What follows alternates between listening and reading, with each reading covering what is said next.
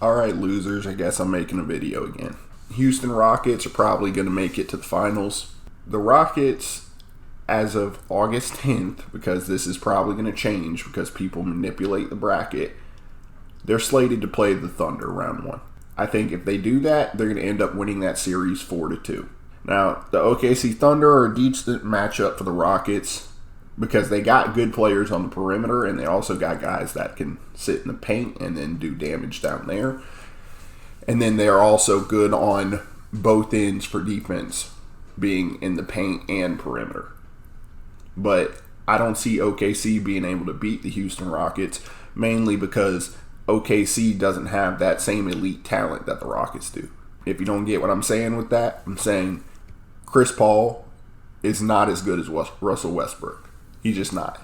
Shai Gilgeous, even though he's a baller, is not as good as James Harden.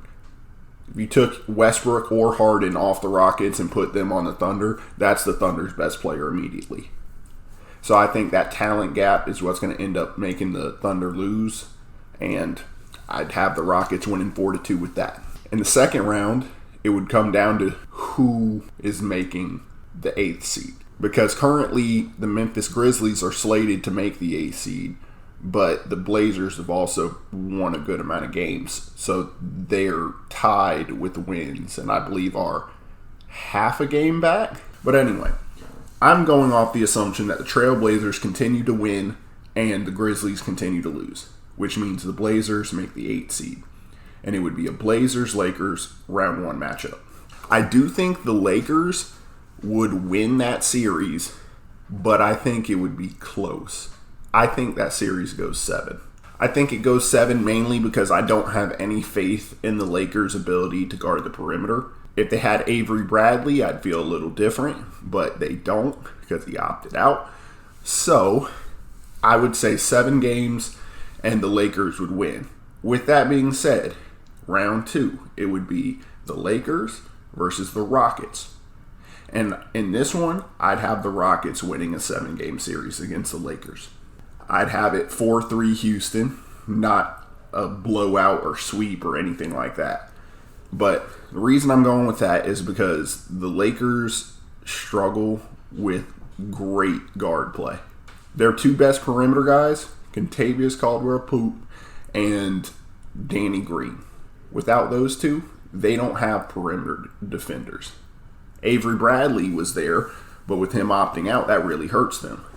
Now, the Lakers are a deep team, but depth does not really help when you can't guard the 2 best players even with depth. Let me give you an example.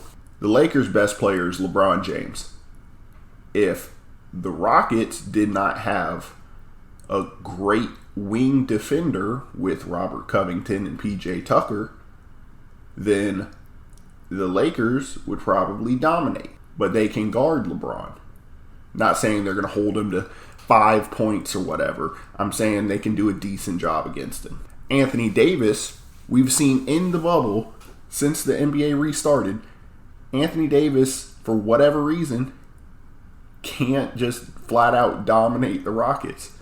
I think he had like 17 points on 8 shots or something like that against the Rockets, whose center is 6'5". Anthony Davis can't carry. Without Braun, Anthony Davis is going to have that team get swept. Picture this. James Harden has the ball top of the key with Danny Green guarding him. And Danny Green's their best perimeter guy. James Harden gets an on-ball screen from PJ Tucker, and the defense there has 2 choices. They can double James Harden, which is what most teams opt for, or instead of doubling Harden, they'll allow the Rockets to get their switch. But PJ Tucker plays center, which means you're going to have one of 3 guys on James Harden at that point. Anthony Davis, JaVale McGee, Dwight Howard. If any of those guys are guarding James Harden one-on-one at the perimeter, the Lakers are in trouble because none of those guys can guard the perimeter. So in this scenario, we'll just give the Lakers the benefit of the doubt and say they double. James Harden passes out of doubles every single game. He's used to double teams at this point. His passes are going to get to where they need to go.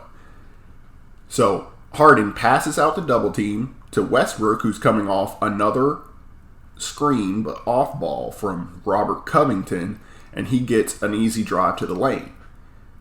And it's an easy drive to the lane because, keep in mind, there's two guys on Harden. They're not going to be able to get back fast enough, and LeBron's a decent rim defender. He's not elite enough to stop Westbrook coming downhill.